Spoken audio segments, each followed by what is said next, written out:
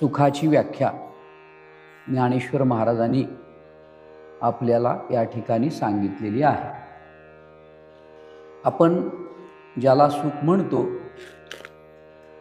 ते सुख नसून सुखाचा भास आहे।